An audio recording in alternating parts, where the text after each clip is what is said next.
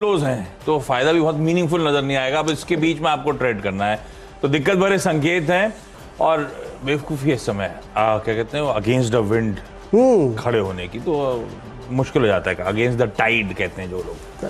तो bank Spain में है और हमने देखा है किस तरह से वो रह के मैसिव सेल ऑफ, किस तरह का मैसिव अंडर परफॉर्मेंस जब कह रहा हूं तो पिछले हफ्ते निफ्टी 2-2.5% गिरा था तो निफ्टी बैंक 5.5% टूट गया था। इस तरह का अंडर परफॉर्मेंस है बैंक्स में। तो आज भी वो फाइनेंशियल्स में वीकनेस, वो बॉन्ड मार्केट्स की वोलेटिलिटी सब हावी रहेगी मूड माहौल पे। एचडीएफसी ट्विंस है दरअसल, पहले एचडीएफसी बैंक रखा था, थोड़ा नीचे एचडीएफसी लिमिटेड भी है, तो दोनों को ही दिखा दीजिए। इन दोनों को स्पेसिफिकली इसीलिए कि इनमें फाइनेंशियल्स वीकनेस बहुत ऑब्वियस नजर आएगी। दूसरा जो एफआईआई की रिलेंटलेस सेलिंग है, ये सबसे बड़े एफआईआई की होल्डिंग वाले स्टॉक्स हैं हमारे देश में। अब तक हम उसी के लिए तारीफ करते थे इनकी। अब जब आउटफ्लोज हो रहे हैं तो बट ऑब्वियस इन पे पेन ज्यादा है, इसलिए हम लोग एचडीएफसी बैंक कहते रहते हैं अच्छे लेवल से खरीदने के, पर फिर भी गिरता चला जा रहा है क्योंकि एफआईआई एक दिन में $1 बिलियन निकाल रहे हैं। तो इन पे पेन ज्यादा इन्फ्लिक्ट हो रहा है इसीलिए, क्योंकि यहीं पे उनकी पोजीशनिंग भी सबसे ज्यादा है। तो इन दोनों का आज भी रडार रखेंगे, शायद वो वीकनेस पर्कुलेट करे।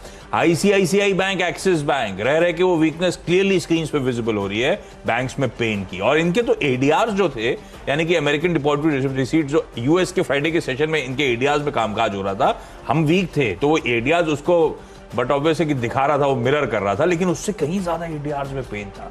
वो दिखा रहे हैं कि शायद हमारे यहाँ फाइनेंशियल्स वीक होंगे, पर ये कहने के लिए हो गया सुबह सुबह में सारे स्टॉक। जब 400 पॉइंट का गैप डाउन खुलेगा तो मेरे ख्याल से डाउट आपके लिए कोई बहुत बड़ा ट्रेड बचेगा। फिर जरा स्क्रीन को वॉच आउट करिएगा, उसके बाद कुछ इंपॉर्टेंट लेवल्स वायलेट हो रहे होंगे, तब फिर एस्केलेशन वीकनेस आएगा। अदरवाइज स्क्रीन पे ऐड करिए, वॉच आउट करिए, उस तरह के स्टॉक्स हैं। अब क्योंकि मैं सिर्फ सेल ही सेल कर रहा हूँ, अच्छी कंपनियों को सेल की बात कर रहा हूँ, तो कुछ ज्यादा कहने के लिए है नहीं मेरे पास। ग्लोबल क्यूज के चलते कह लीजिए सेल, उसमें जोड़ दीजिए एक टाटा मोटर्स के लिए थोड़ी सी दिक्कत फंडामेंटली भी हो जाती है। वो इसीलिए कि इस क्राइसिस के बीच में हमारा यूरोपियन एक्सपोजर वाली दिक्कत वाली बात है ना, तो यूरोपियन एक्सपोजर बहुत तगड़ा है।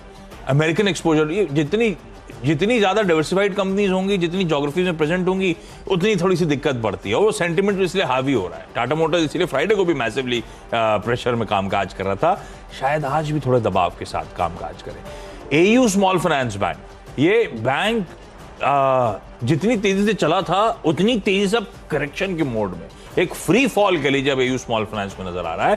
फ्राइडे को भी प्रेशर था, बड़े बड़े रेड बार्स अब फॉर्म होते चले जा रहे हैं। मुझे लगता है वो वीकनेस और परसिस्ट करेगी क्योंकि अब इसके जो सपोर्ट लेवल से काफी दूर नजर आते हैं।